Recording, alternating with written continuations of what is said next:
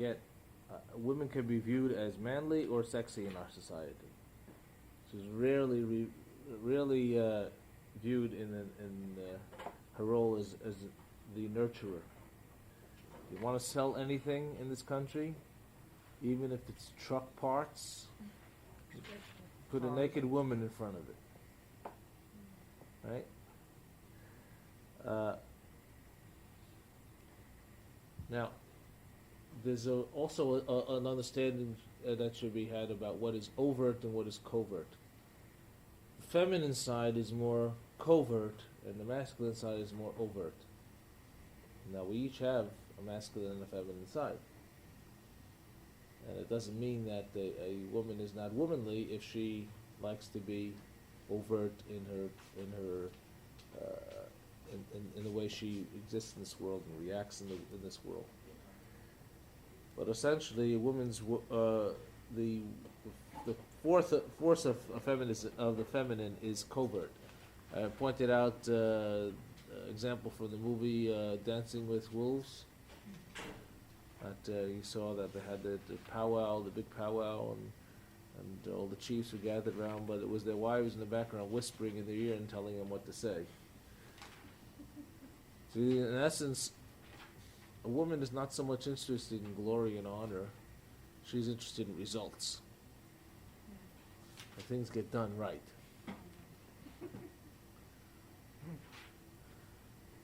So it's not a big deal for her to maintain a behind-the-scenes covert posture. She's most interested in things that get done, for herself, for her family, for whatever.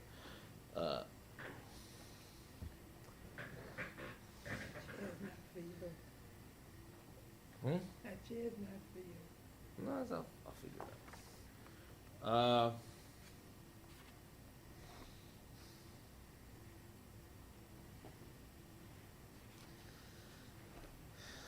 The feminine force is a receptive force.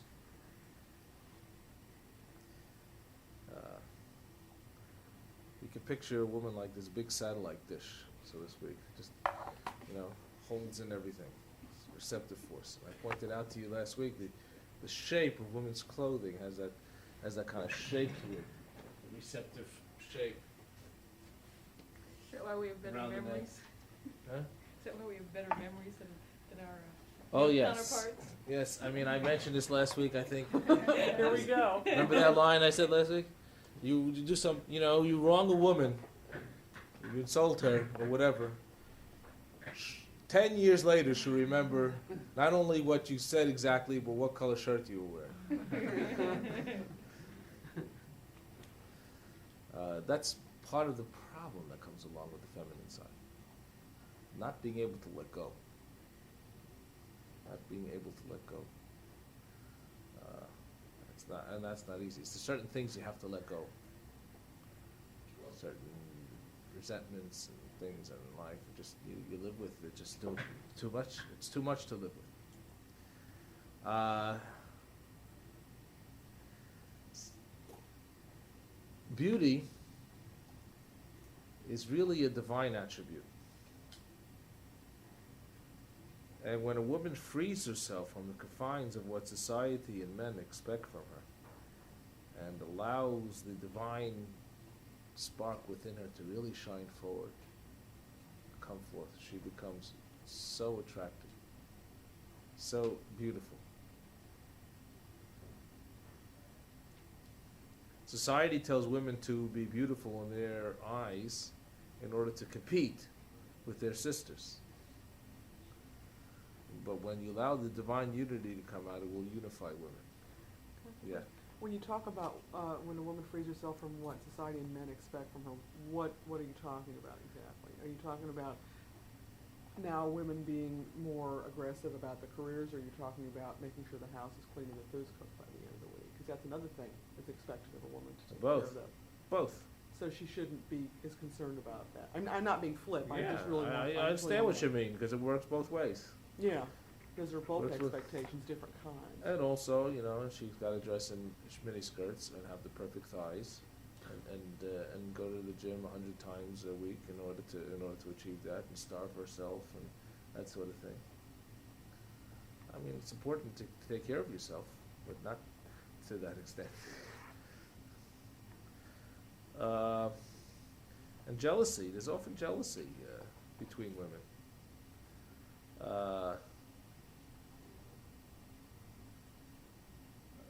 Because they compete against each other, and they shouldn't have to do that.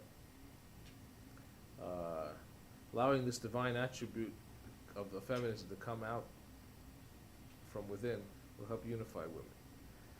Now, a general principle: change is always the work of the feminine side, initiated by the feminine.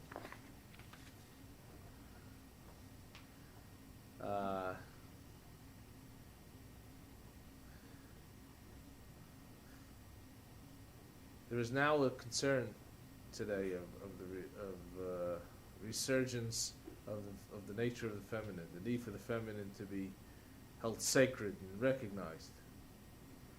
The problem in society these days is it not being done in a godly way, ignoring the divine attribute of femininity. So it doesn't have that softness to it. You go to a rally of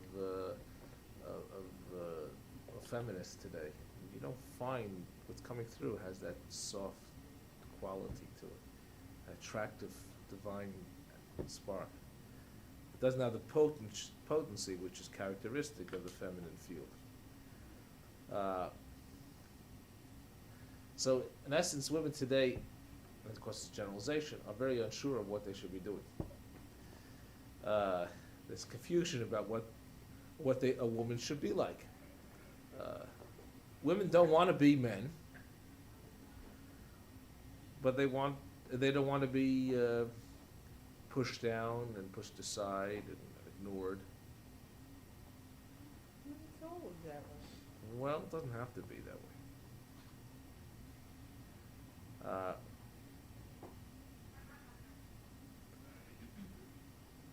Now, in general, the masculine side is the side that is overt. It's the maker of things, like God, as He in the first chapter of Genesis, who's the God of nature, the God of creation. The feminine is the more nurturing aspect. It's like the God in the second chapter of Genesis that exercises compassion over Adam. He sees that he's alone. He makes a helpmate for him. Did I talk a little bit about the names of God? Yes. Yeah. Hashem. That Elohim, which in the first chapter, and Hashem, Yud Hey Vav Hey, God's name, which has a feminine ending, a Hey ending, that we call God Harachaman, and the All-Merciful, and Rechem means womb. Actually, Harachaman means the womb. What a name for God, the womb. You know, the people today talk about making the Bible gender perfect, gender correct. I think that's an incredible gender correct. It's really ridiculous because they don't have an understanding of how Hebrew works. That they're offended by this. But if they really did have an understanding of this, they wouldn't not be offended by it, but they would get much more meaning out of it. And you could see whenever Elohim appears in the Torah, it means something in terms of God being the creator or the judge. But whenever Yud Hey Vav Hey name appears, in the second chapter of the Torah, God's real name, you see it denotes compassion. And whenever God speaks to man, almost without exception, I think there were a couple of exceptions and the reasons for it, and you have to be pointed out, God appears by Daber Hashem. God speaks to man as Hashem, as a compassionate God. Why? Because it's not a natural thing that God should speak to someone. Why does He do it? Because He does it out of compassion. Noticing the nuances and the changes of God's name as He appears in the Torah, it's very important to see that. What was God's name when He talked to Moses and made him the leader? Hashem. Whenever God spoke to anybody, it was Hashem. Hashem? Yeah. Okay, now, I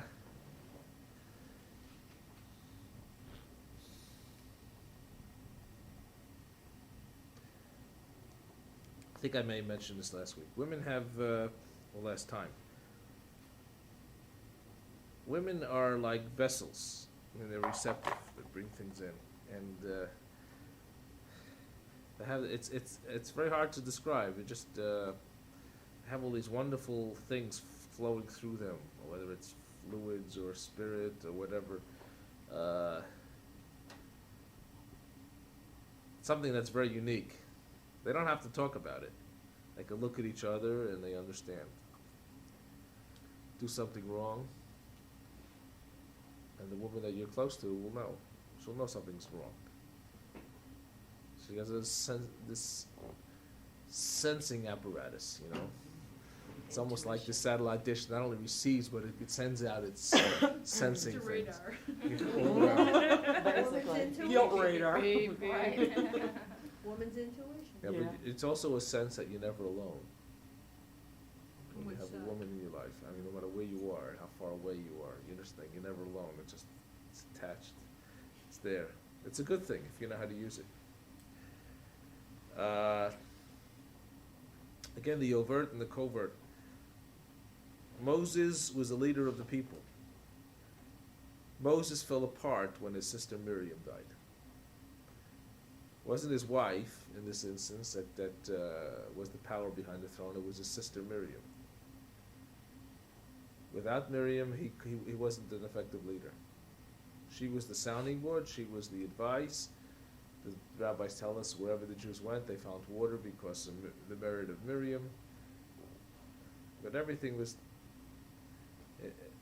Miriam. It doesn't have to be a wife.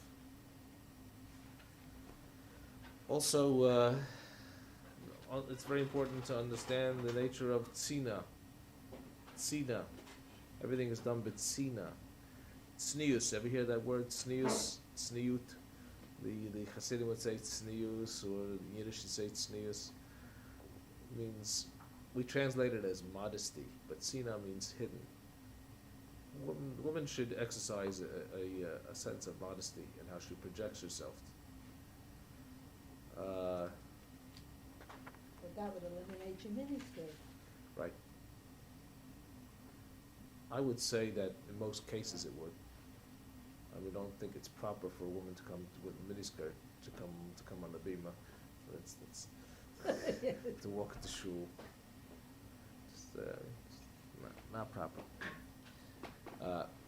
All the most powerful spiritual experiences that any one of us will experience in life will come b'tzina, will come privately. Whenever you see in the Bible a very powerful spiritual experience that overwhelms a person, it's almost always in private. Almost always hidden, so to speak, or it's covert, not overt.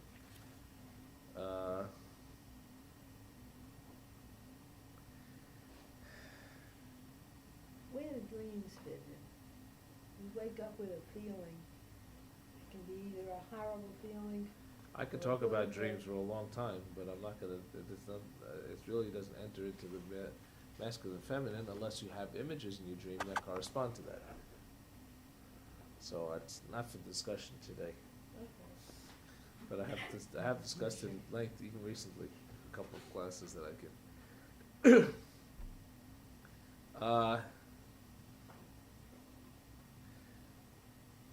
So, men in our society need to become more in touch with their feminine side. They need to learn to feel more and to express themselves more.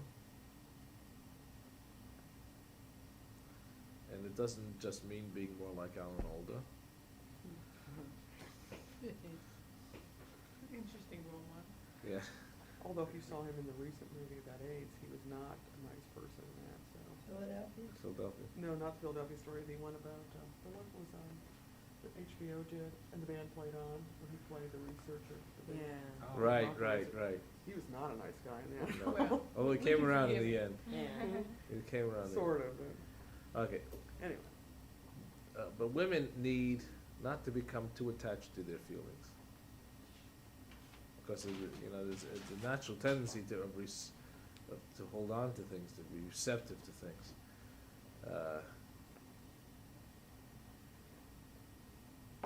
You have to know when to let go. Very interesting. I talked with someone about mikveh, who was a spiritual master, and he had a very interesting theory. He said he explained the mikveh in many different ways. The whole concept of a woman after she has her menstrual period to just be, off grounds for 12 days, giving her a chance to refresh, to let go. What happens when one menstruates? She sheds the linings of her uterus a little bit, and blood comes out. It's like a letting go. It's like a letting go. And while this letting go is happening, it's time off. Time to refresh your receptive elements.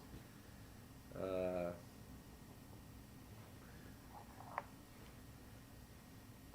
see if I can show you this diagram.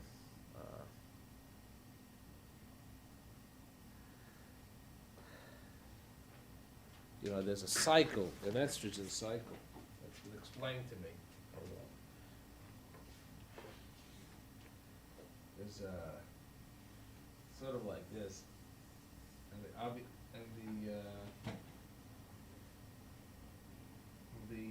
ovulation and menstruation goes opposite. You look at the month. When do you you menstruate at one point in the month, and like on the opposite side of the month, in the middle of the month of your monthly cycle, is when you ovulate. And it's like where everything works opposite. Of course, you have almost a Jewish star forming there, but your emotions are spiked. Emotionally, you reach that. You reach that peak as you're building up for menstrual period. PMS and say all kinds of things you're sorry for 2 or 3 days later. 2 or 3 days later, you say you're sorry. Where's that the reality coming out? John, that's what I say, the truth will out. So, what does it mean that a woman is unclean, as it's translated, which is wrongly translated during this time period? She's not unclean, but she's or impure. The word tame is the term. It's really a chance for a woman to get her space, to clean herself emotionally. Woman's days off. It's the 5 days of the period, so to speak, unless you have a longer one, and 7 clean days. You learn to share and to communicate and to express love in non-physical ways, which can be very beautiful. And then the union that takes place between husband and wife after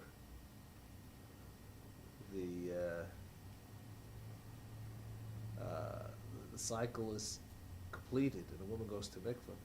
That kind of passion is unbelievable. It's like you have to imagine that. Sexually you miss each other very strongly. The woman comes out of the mikveh, which is like primal waters, completely refreshed and spiritual, and then there's a joining and a union, which is highly spiritual, and has a passion which most couples hardly ever see at all. Maybe in the beginning, but even it's very hard to even explain it, because it's not just the kind of passion that comes when you first meet somebody and you're excited by it. It's more of a passion that comes with a knowing and a knowledge and understanding and a longing and all that sort of thing.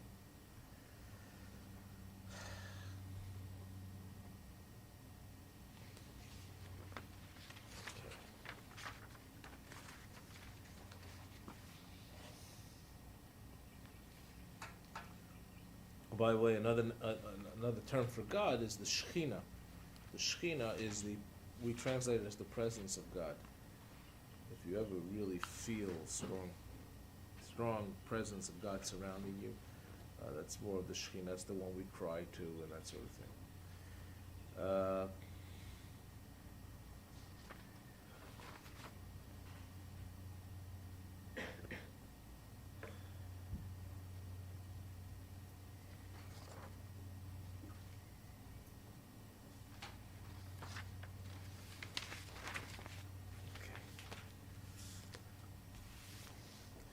I don't have a lot more that I want to share with you on this at this particular point, other than to say that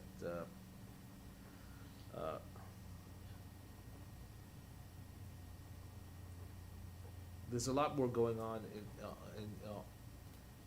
on the unseen level in what human being is all about, in terms of masculine and feminine elements and other elements, and the spark of God within us. It's the task of a life task that we have is trying to bring out the good that is within us and to come in touch with it. Often society gets in the way. Often society will have values and that are in conflict, like the way it has repressed women for so long. Is just one example of that sort of thing.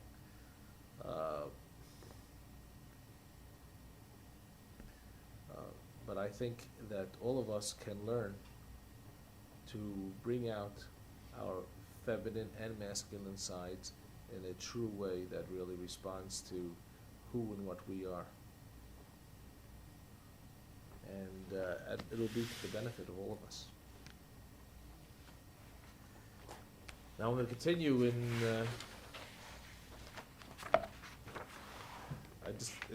to be a Jew. I did abortion, didn't I? Yes, okay. I speak to so many groups so frequently that it's hard for me to remember what I've done and what I haven't done. Yes, let's go through chapter 7 after I've given you the background, which is on page 128, and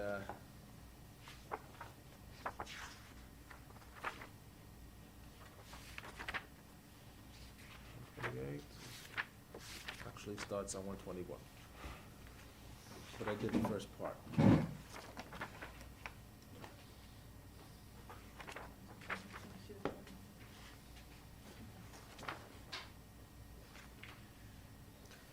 Honoring parents.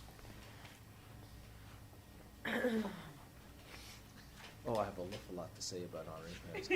For you, a teenager, right?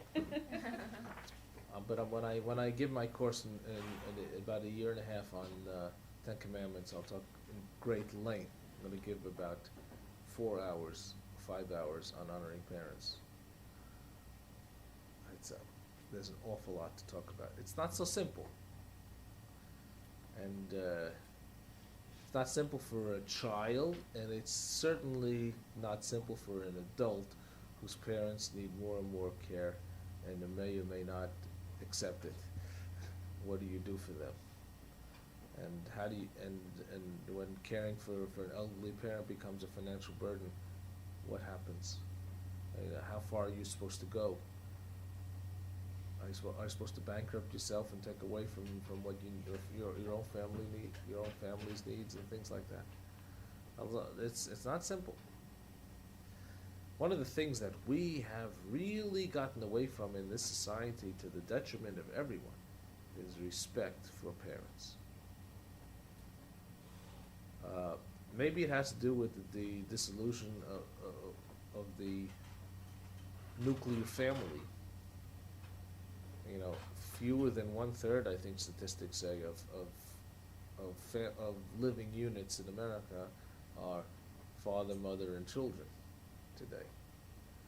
Well, it certainly was never the case before.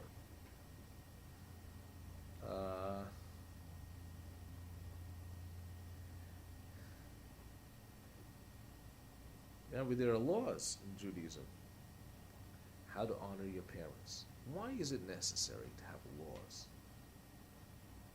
Shouldn't we just know that that it's what we should be doing. What the Torah says, honor your parents. Why do we have to have specifics? If you should never ever sit in your parents' chair without their permission.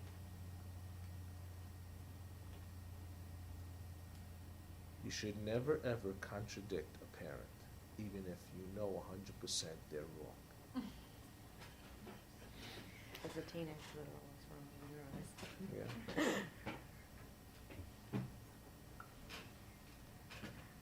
You can gently, in a sort of roundabout way, try to indicate to them the error of their thought or something they express, but never ever contradict them.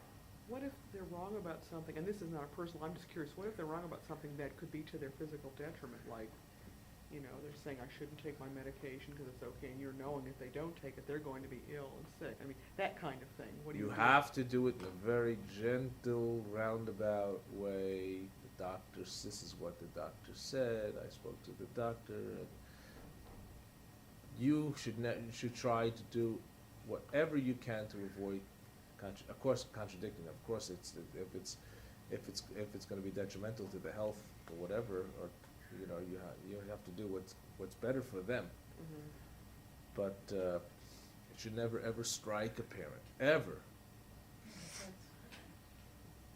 Now, you may think that this is always a situation of you know, you have an argument and you hit your parent, but there are other situations. If you have an elderly parent who really is not themselves, and they start to become abusive themselves, you may need to physically restrain that parent. In which case, it's much better to get someone else to do it for you, because you shouldn't have to deal a blow to your parents. I mean, the laws here are not so simple. But why is there a necessity for all these laws? Because without the laws, you think, you know, you send your mother a Mother's Day card, that's sufficient. You know, you're honoring your mother. But that's not sufficient. By knowing the details of what it takes to give honor to your parents,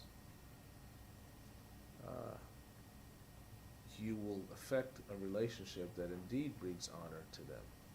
And when your parents see how you treat or your children see how you treat your parents, it'll have an incredible impact upon them. This whole thing in the 60s and 70s of, you know, your parents being your buddies, it's, you know, psychologists have found it's just not healthy. It just not work. A parent doesn't need you to be a buddy. A kid doesn't need you to have a buddy. Kids have buddies. They need you as a parent to be a parent. They need you to set limits. That's what they want from you, and they will respect you for it.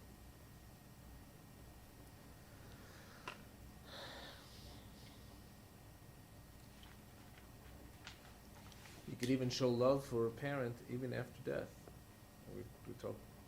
I don't know how much we've talked about life after death, but when saying Kaddish for a parent, we believe that the recitation of Kaddish, which is a prayer that glorifies God, every time you recite it in behalf of a deceased relative, especially a parent, their soul elevates a little bit. I'm talking in terms of really, it's just that we have no language for it. I'm talking about the soul world, but I do the best I can. Because their estimation in God's eyes rises. Look, they have a child. They produced a child who glorifies God and says Kaddish on their behalf every day. So that's a bond, a loving bond that extends even beyond the grave.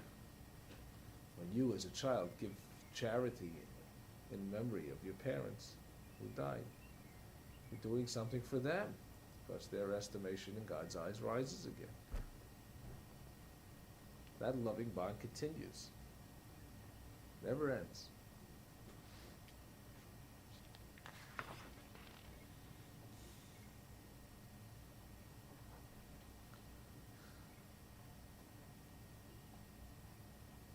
Now,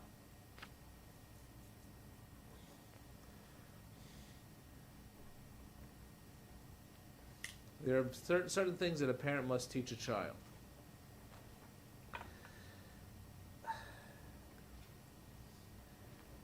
He says on page 131 here, a parent is further required to teach his children Torah.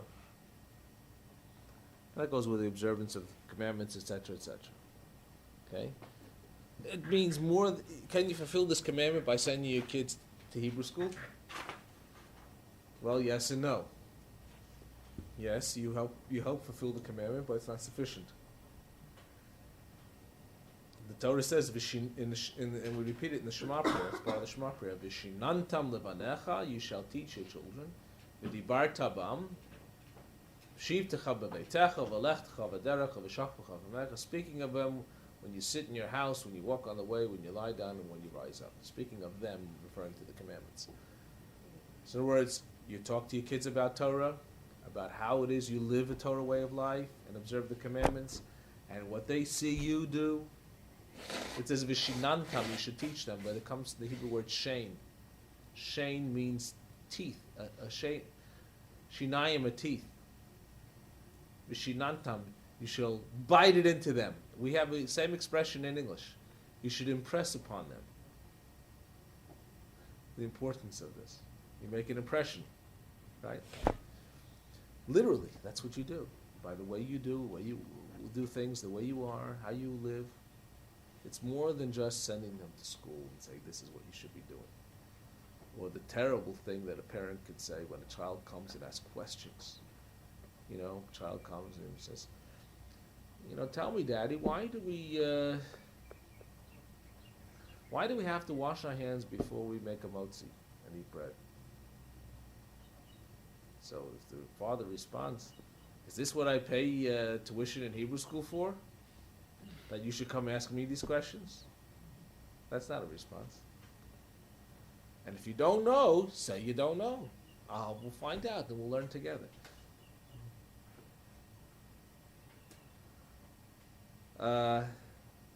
So a father is obligated to teach a parent is obligated to teach a child really three things. Torah. And this is on your final test, by the way. How to earn a living. Skill. Should be able to exist in this world.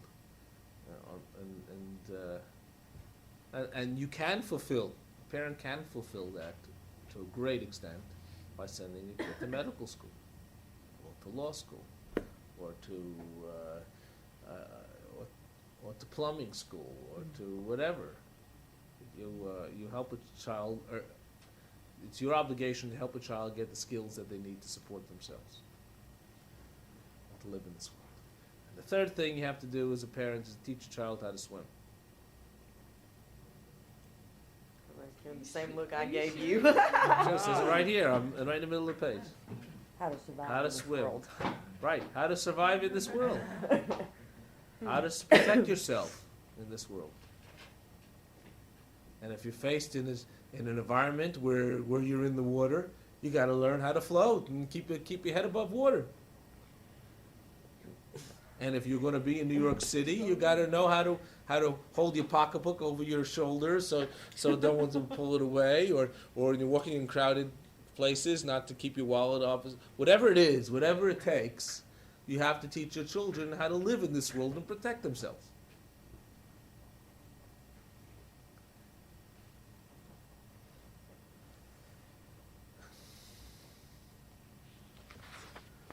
So there are obligations that children have to parents, and there are obligations that parents have to children. A parent is forbidden to be super sensitive and overly demanding of his children, and cause the respect due them to become a burdensome yoke. Do you think there's a nervous laughter or what? And it's also always important that a parent show love for the children. Because if we really want respect, it has to be earned, not just demanded. Okay.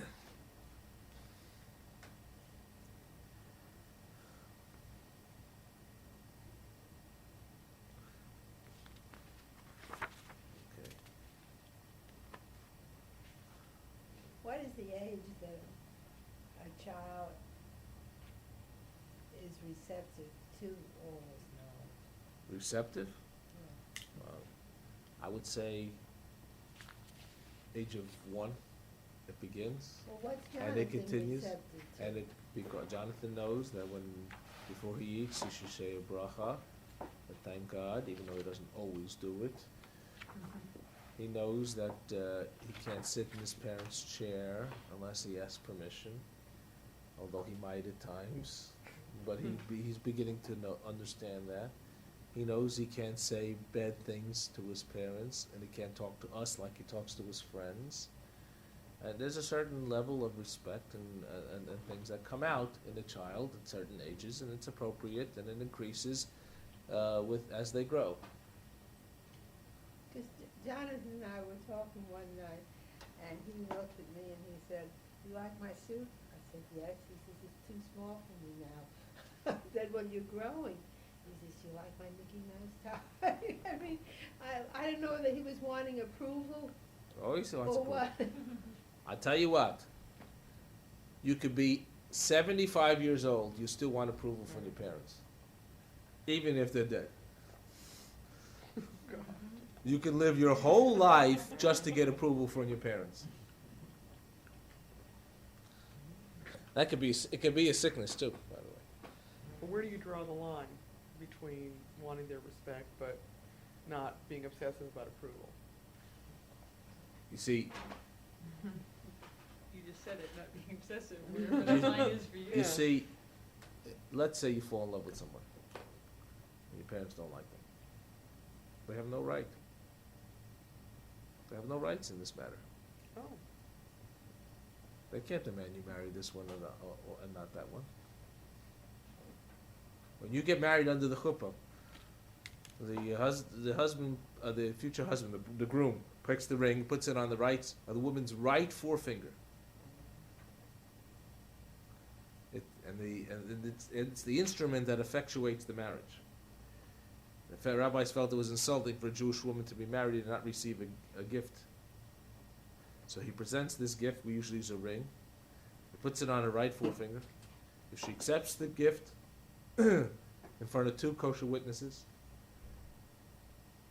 and he has to say to the groom, "I did wed according to the laws of Moses and Israel." In other words, showing his intention. This is what he wants. If she accepts the ring, they're married. If she takes it off, throws it in his face, they're not married. Why the right forefinger?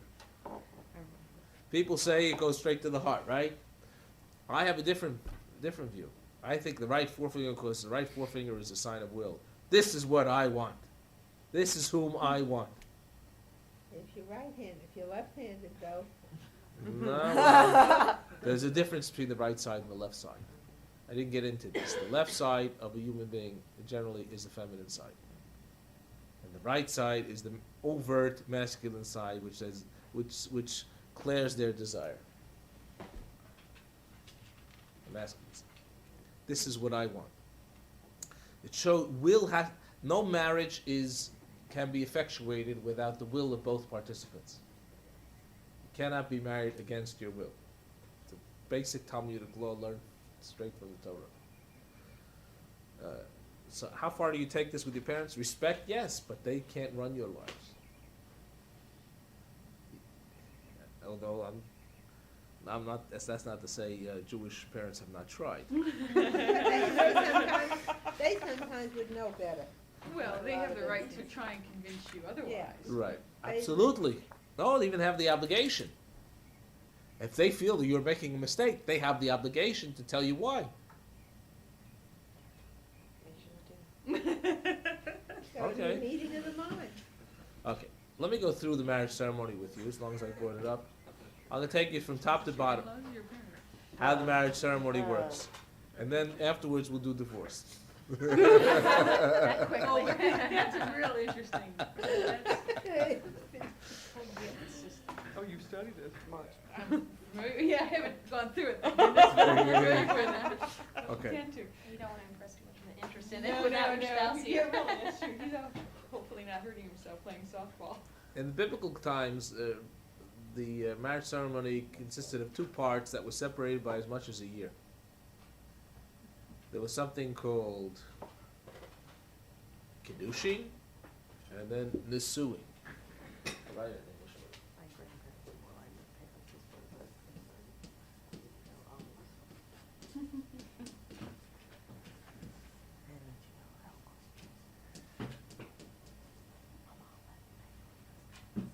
know how Kiddushin and nisuin.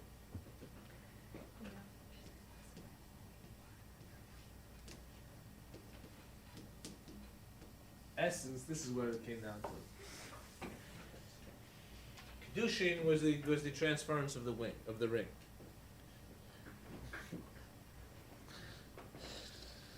This has to be done in front of, as I said, two kosher witnesses. What's a kosher witness? Witness is a male above the age of 13, Jewish male, who is not related to either the bride and the groom or to the other witness, who is personally observant of the commandments. Right? So the Nisuin is the chuppah. They used to have a very beautiful custom in ancient times, in biblical times. When a child was born, they would plant a tree for that child. When a child got married, they would take branches of the tree of the boy and the tree of the girl, and they would build a chuppah out of it.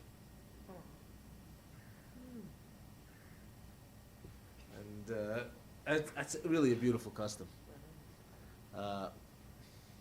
However, they would do the ring ceremony and do the chuppah a year later. You were married for all intents and purposes, except you couldn't live together. You couldn't have sexual relations. for a year. So For a this is year. how engagements came about, right? It was like an engagement, but it wasn't an engagement. It was not an engagement. If you wanted not to be married anymore, before the chuppah took place, after the ring, you had to get a real divorce, a get. So they didn't live That's together, strange. they lived in their own, they lived with their parents? That's and- right.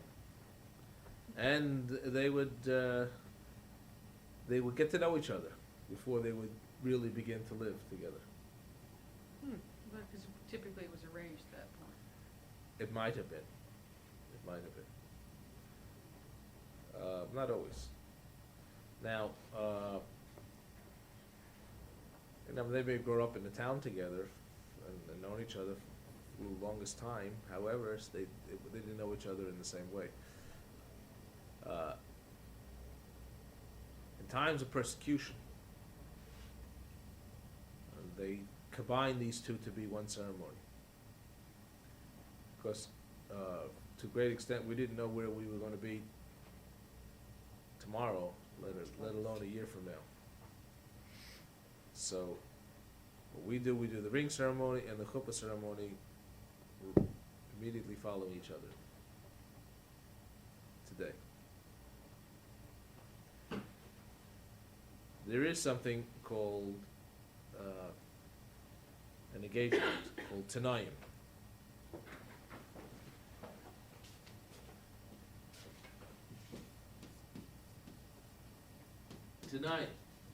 Tanayim is a Hebrew word, means conditions. Conditions of marriage. So, if the fathers would get together and decide, or the bride and groom would decide that these kids wanted to get married, they brought the fathers together, they would have a big party, engagement party, and they would draw up Tanayim, conditions of marriage. What is it? That the bride will bring such and such a dowry into the marriage, and she'll bring pillows and blankets and dishes and the son agrees to support her or it may say that he's going to study Talmud and yeshiva for 5 years and then support her or whatever. There'll be all the conditions, and maybe the father-in-law said he's going to support them for those 5 years or whatever. All the conditions that you want to put in there are put in there. Also penalties. What kind of penalties? If the groom pulls out or the bride pulls out of the relationship, And they're fine sometimes. there's a fine because it's an embarrassment. You announce the whole community you're going to be engaged. And, well, anyways, the custom today is, more or less, if you're going to do Tanayim, which when they draw up the Tanayim and the mothers come together and they break a plate. Yeah. It's symbolic of the destruction of the temple. They break a plate and seal the deal. Today, what they do in order not to allow the possibility that the conditions of the Tanayim may ever be violated, if they do the Tanayim, they do it right before the marriage ceremony, which in my mind is kind of ridiculous. Because why draw up Tanayim of conditions of marriage, of what the penalty is going to be if you pull out of the relationship when you're going to be married a half hour later? I mean, it doesn't make sense to me. But anyway,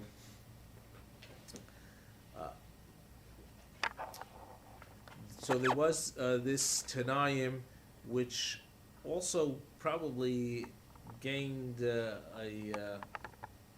time for the bride and groom to get to know each other, although they weren't legally married. Today, a marriage ceremony works as follows. I'm not going to go into the details of how many ushers and bridesmaids and best men and maids of honors you're going to have, and who walks down first and how do they walk down, other than to say that the groom usually comes in first and the bride last. Save the best for last. And typically she'll come down with her parents, and in a traditional ceremony, she'll be escorted up by her parents, and she'll then march around the groom who's standing under the chuppah as she comes under the chuppah. She'll march around him 7.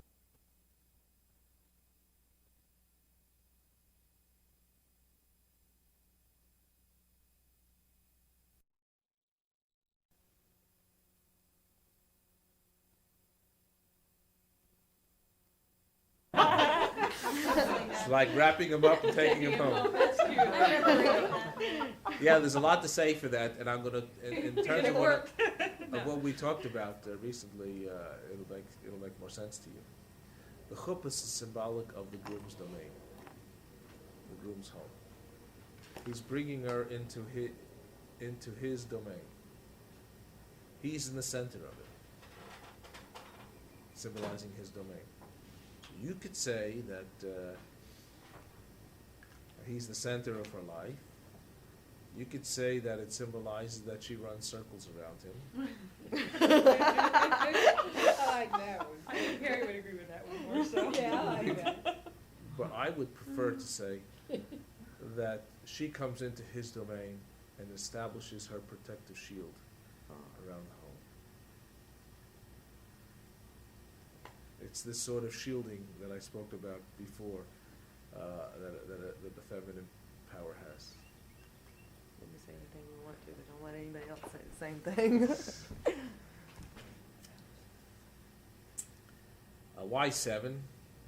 7 there's a lot. 7 has a lot of significance. 7 days of creation, 7 days of the week.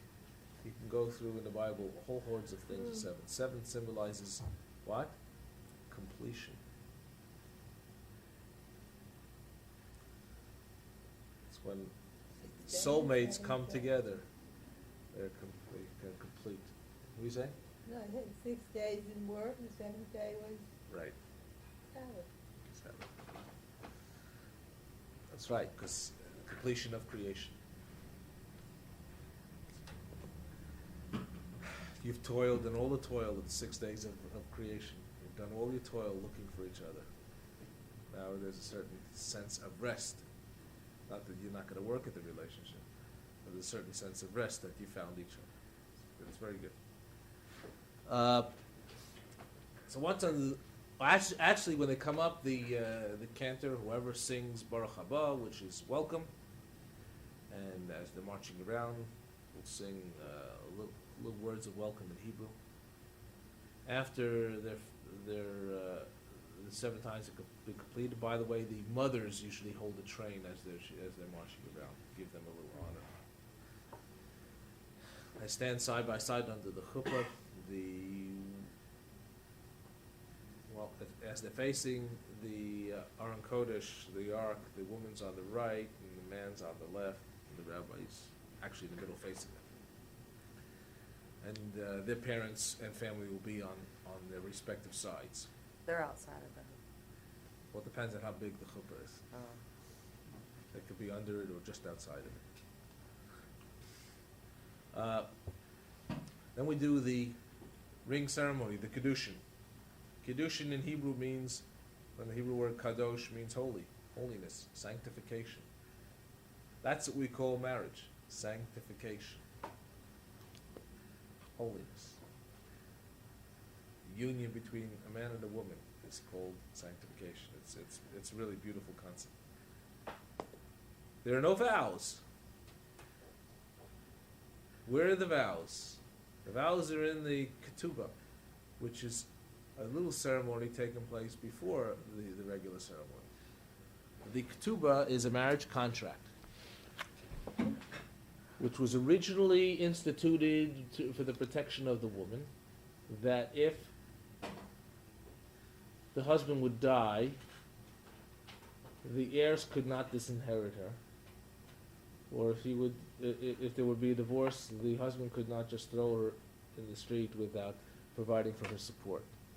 It came to be much more than that, where the obligations of husband and wife are spelled out in more detail, and this, in essence, becomes the Jewish understanding of what the vows are. This is all handled before.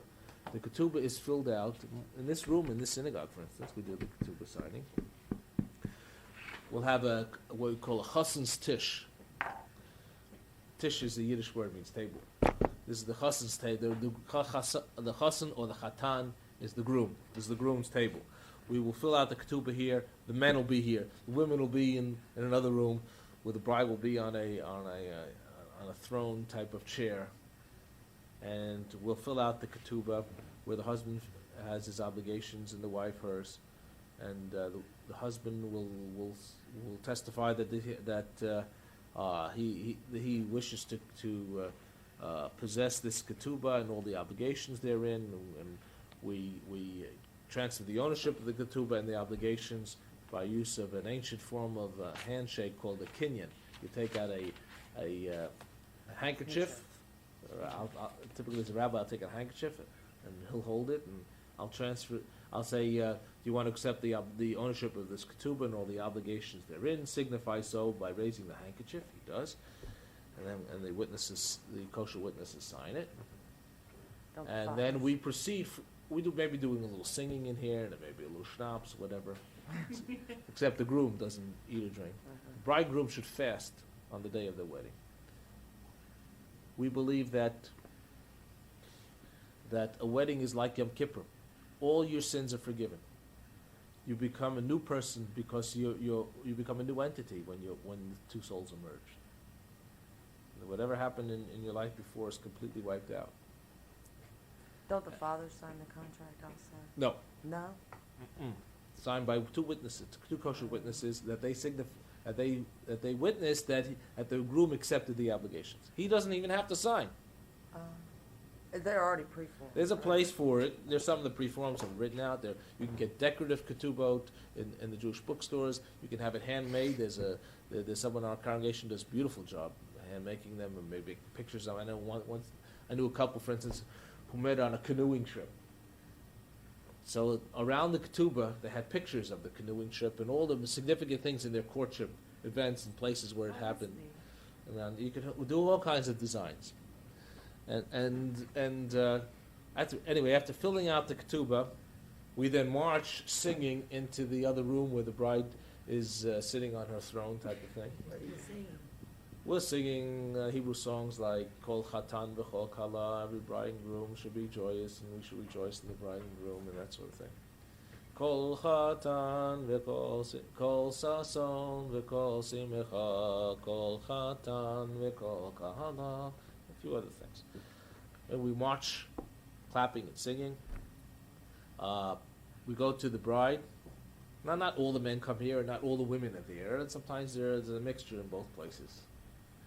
And then we go to the bride, and the groom does a bedecking. He takes the veil and he puts it over the bride. Remnant of the story of Father Jacob when he married Rachel, and he woke up the next morning and it was Leah in the bed and not Rachel, because of all the veils he couldn't see. And so since then, all Jewish grooms are supposed to put the veil down to make sure that this is the one that they're marrying. This is the one that Tell they everybody want. that story, they crack that up. So it's in the Bible. So and in this bedecking, we bless the bride. They should be like our mothers, Sarah, Rebecca, Rachel, Leah, and we do the priestly blessing. And then everybody goes into the ceremony, into the sanctuary for the ceremony. All right. Taking you to the ceremony with the bride and groom come up in the bima. She marches around 7 times. He puts the ring. He now puts the ring on her finger. Very important. The witnesses should see this. Puts the ring on her finger. Right forefingers, they're facing each other, declaring, "Be thou my wife according to the laws of Moses and Israel." She accepts it. They're married. Then the ketubah is read. I'll read it in Aramaic. It's written in Aramaic, and then I'll read it in English, mostly.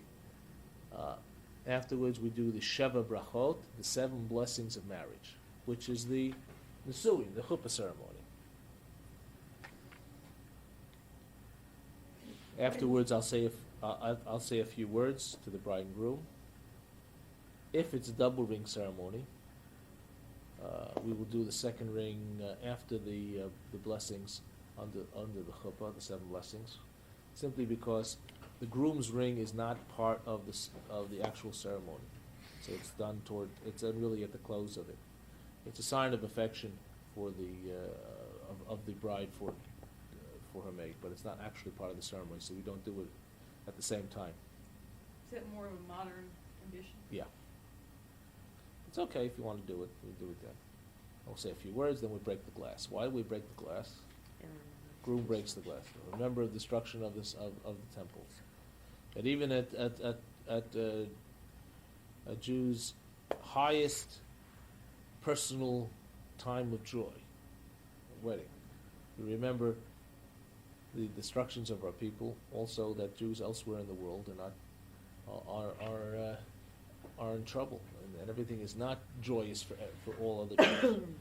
This is part of this feeling that Kol Yisrael Arevim Zebazeh, all of Israel are responsible one for each other. There's other symbolism. There's a beautiful symbolism that I like with the glass.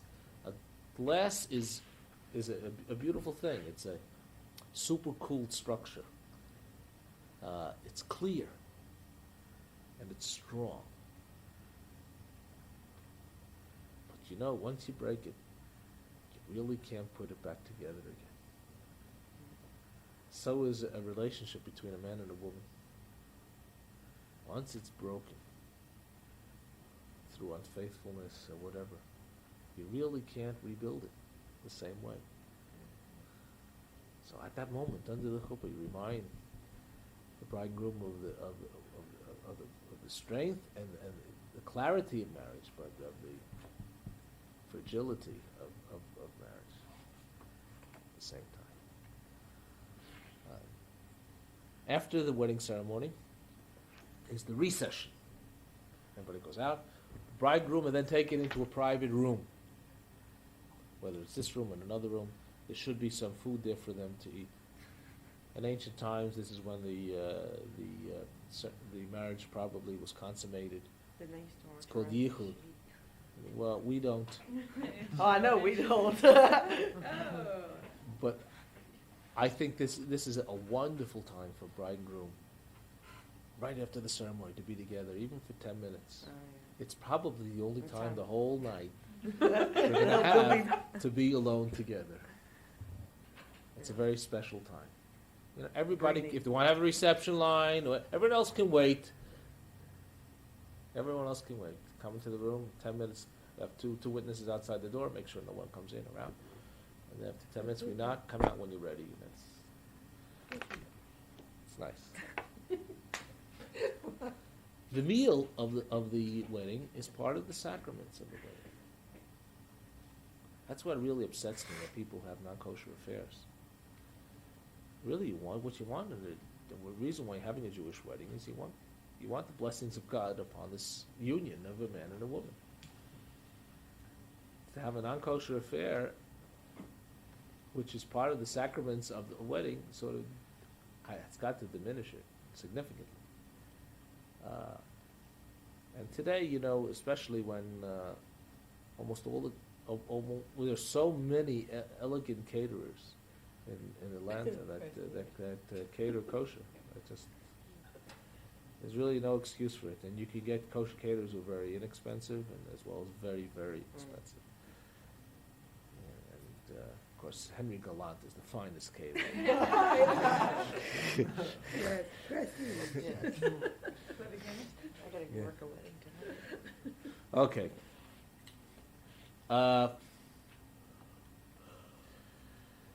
At the wedding ceremony, at the wedding dinner, someone should make a motzi and a toast and all that stuff. And but after the dinner, we should say grace after meals, even if it's a shortened grace. And then we have the Sheva Brachot, the 7 blessings of marriage that we did under the chuppah. We do it again. In my I wedding, didn't know that. Huh? we have pictures of people who have never davened in their lives, sitting there with English translation, that their spouse is still sitting 12 years later. I've never seen him even speak a Hebrew word since. So it was kind of a unique thing for a lot of people. Say the 7 blessings. Mhm. And it's customary to give it out to people. A lot of different people to bless the bride and I groom. spent probably weeks trying to find a booklet that would do Hebrew, We have it. English, and transliteration, but 12 to 15 years ago, it was harder. There's only one group out of New York who did it. Really? Yeah, I wouldn't have looked so hard. I just would have written it out myself in English. Well, yeah, you know. Difference in people. Okay. That's very good. It further brings the blessings to bear of the wedding. Actually, you're supposed to do it 7 times. 7 days. The 7 days after the wedding, especially if it's a first marriage, is considered really almost like a yontif. You're not supposed to work 7 days after the marriage. It's supposed to be Honeymoon. honeymoon, but not honeymoon. You're supposed to really stay in a place where you can have the 7 of these special meals that are done for you. Now, these called Sheva Brachot, or in Yiddish we say Sheva Brachas. Sheva Brachas meals. I mean, I bet the Sheva Brachas meals were like weddings in themselves after the wedding. And it doesn't have to be 7. You can have it over 7 days, but you can have it many. If you got married on a Thursday night, for instance, Friday night in the Shabbos meal, you can do Sheva Brachas after that meal. Saturday lunch, you can do Sheva Brachas after that meal. Saturday Shal Shudas, you can do Sheva Brachas after that meal. You can get 7 in very quickly. But some people will have. It's very customary to have friends will just make a meal instead of making an engagement party. But after you get married, to make a meal during that week for you. Invite. You don't have to invite the whole world. You need to have at least a minion there, and you invite friends. And it's customary to have a new face who they weren't at the wedding, who maybe didn't even know the bride and groom, to give the bride and groom honor by the guest.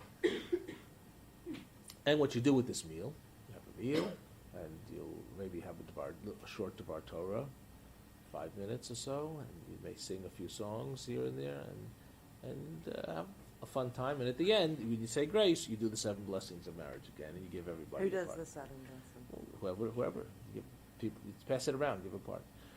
First blessings, less blessings with the wine, but everybody holds a cup of wine as they make a blessing.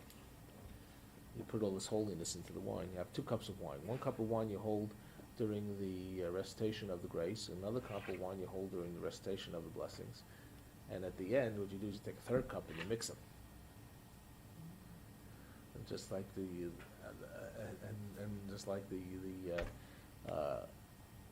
bridegroom are joined together, so they drink of this wine, joined together. And hopefully after a start like that, the marriage will hold. Marriage will hold. Divorce. Yeah, we have time to divorce, just a few minutes. Don't need to spend a lot of time on divorce. Judaism, unlike Catholicism, feels that there are times where people don't get along and divorce is appropriate and it should be allowed. There are restrictions. A couple who gets divorced and then remarries cannot again marry each other. So don't take it lightly. You mean if they split up again after Yeah, the I've second time had they a can't get remarried? heartbreaking case about 10 months ago. A member of the congregation came to me, her parents who were divorced 25 years, and both of them remarried, and then one got divorced and the other one became widowed. Met again in a family function, and then they decided they were going to date, and then they want to get remarried. And they were coming to visit her, and she asked, would I marry them? Couldn't do it. I tried real hard. I mean, try to find maybe there was a problem in the original marriage, which means they were never married. The way it was, they didn't have proper witnesses or whatever. Or maybe there's a problem in the way the get was written, the Jewish divorce. And I couldn't find any problems, so I couldn't legally, on good conscience, do it. So don't take it lightly. Divorce is not taken lightly. Also, a Kohen is not allowed to marry a divorcee because of his special status. Okay. So a divorce is called a get. According to the Torah, a man is allowed to have more than one wife. Like you see, I mean, Jacob wanted Rachel. He woke up in the morning and found it was Leah, and then he married Rachel afterwards. He had 2 wives. Monogamy, as I said before, it was generally the rule, and whenever you see polygamy, it's generally not the will of the husband to have more than one wife. As we see that Jacob only wanted Rachel, and Leah and Rachel both forced their handmaidens to be secondary wives to Jacob. So he had 4 wives, only wanted one. Poor guy had really no control over sexual life. Really, when they had this whole story in the Bible about the mandrakes, where Judah, I think it was Judah or Reuben, I think was in the field and he found these mandrakes, whatever they are. They're supposed to be aphrodisiacs, and he gave them to his mother Leah. And Rachel came in and begged for it because she was unable to conceive, and she figures it was the right time of the month. Please, need these, so he'll come to me now, and maybe I'll have a child. Have mercy on your sister. And they made an arrangement. You see, they made an arrangement as to what his sexual activity was going to be. Sounds appropriate. Yeah. I'm Couldn't sorry. read that. You couldn't read Is this- Okay. But there comes a time when divorce is appropriate, and we believe, for instance, that it should be able to get divorced. Amen. But also, there was a ban issued upon polygamy, a rabbinic ban, and I think it's been in effect for about 1,000 years already. So even if, let's say, a wife leaves a man, even though he's not required by the Torah to get a get from his first wife in order to remarry, because he's allowed to have more than one wife, rabbinically we require it of him. He could have married He a can get a second. get without her permission. Technically, she cannot. Is that? According to the Torah, he can throw it at her, and if it's in her possession, he can run away, and that will be done. But rabbinically, we don't allow that. We don't allow that. He has to present the get to her, and she has to accept it. If they don't want to be in the same room together, they can each appoint representatives to do that for them on their behalf. One way where a husband can get without even the knowledge of the wife or permission is if we see that the wife has remarried or living with somebody while she's living in sin. So we appoint someone on her behalf because it's for her benefit. And he can accept the get for her benefit. Get is really a document written by a scribe where it just says in such and such a city, in such and such a location, so and so agrees to divorce his wife and she accepts it. It writes out the whole thing. It has to be very specific in how things are written. One mistake in the get is invalid. It has to be handwritten. It takes generally, depending upon the skill of the scribe, anywhere from about an hour to about an hour and a half or 2 hours. The husband needs to be there initially to appoint the scribe to write it for him. It's done with a Jewish court, a Bet Din, of specialists in this particular field. The Bet Din in Atlanta, who handles Jewish divorces, is run by Rabbi Broid, Michael Broid, who's a professor of law, Jewish law at Emory, by the way. A young, brilliant man. He's about 29 years old, and he's just one of the most brilliant people you'll ever meet. So he runs that in Atlanta. And so whenever I have a case, I always refer it to him.